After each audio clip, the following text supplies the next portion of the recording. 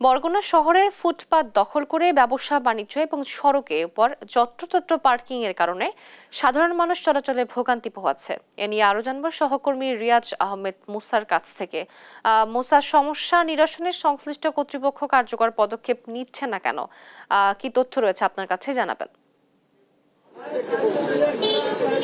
অসংখ্য ধন্যবাদ। আমি এখন রয়েছি বরগুনার সদর উপজেলার পৌর এলাকায়। এই শহর একটা আজব শহরে পরিণত হয়েছে। বরগুনা শহরের প্রধান সড়ক থেকে অলিগলি যত যা রয়েছে সবগুলোই কিন্তু ফুটপাত যে রয়েছে সেগুলো কিন্তু সাধারণ ব্যবসায়ীদের দখলে চলে গিয়েছে এবং ফুটপাতের পাশের যে রাস্তা সেই রাস্তাগুলো যে রিক্সা এবং ইজি বাইক রয়েছে তারা কিন্তু যত্রতত্র পার্কিং করে রাখার কারণে সৃষ্টি হচ্ছে যানজট।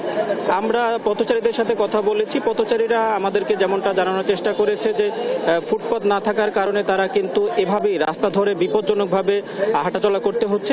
এতে প্রতিনিয়তই দুর্ঘটনার শিকার হচ্ছেন পথচারীরা এবং এই সমস্যা নিরসনে আমরা প্রশাসনের পক্ষ থেকে মাঝে মাঝে দুই একটা অভিযান পরিচালিত হতে দেখলেও কিন্তু সেই কার্যকর কোনো পদক্ষেপ কিন্তু তারা কখনোই নিচ্ছে না এবং এইভাবে রাস্তাগুলো দখল হয়ে যাওয়ার কারণে ফুটপাতগুলো দখল হয়ে থাকার কারণে প্রতিনিয়তই কিন্তু এই যে নাগরিকরা তারা দুর্ভোগের মধ্যে পড়ছেন। বরগুনার যে যতগুলো সড়ক রয়েছে সব সড়কের ফুটপাতই কিন্তু এভাবে দখল হয়ে গিয়েছে এবং কোথাও কোথাও পথচারীরা একদম রাস্তার মাঝ দিয়ে কিন্তু হাঁটাচলা করছে এবং সব থেকে বেশি সমস্যায় পড়ছে শিশু এবং বৃদ্ধরা। তারা কিন্তু এই বিপজ্জনক রাস্তার মধ্য দিয়েই কিন্তু হাঁটাচলা করতে হচ্ছে এবং প্রশাসনের ভূমিকা এখানে অনেকটাই নীরব।